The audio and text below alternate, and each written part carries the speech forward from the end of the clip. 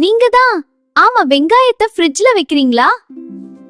ஐயோ வேண்டாம், என்ன ஃப்ரிட்ஜ்ல வச்சா குளிர் ஈரப்பதமும் சேர்ந்து நான் சீக்கிரம் மென்மையாகி அழுகி பூஞ்சை பிடிச்சிடுவேன். அதனால நினைவுல வைங்க, வெங்காயத்தை காற்றோட்டம் இருக்கும் உலர் இடத்துல தான் வைக்கணும்.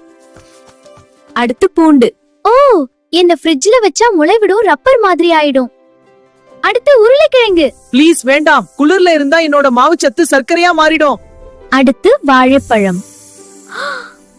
ஐயோ, என் தோல் கருப்பு ஆகிடும், பழுக்கவும் மாட்டேன். அடுத்து தக்காளி.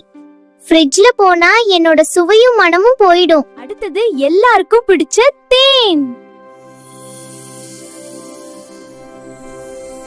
என்ன ஃப்ரிட்ஜ்ல வச்சா நான் கற்களா மாறிடுவேன்.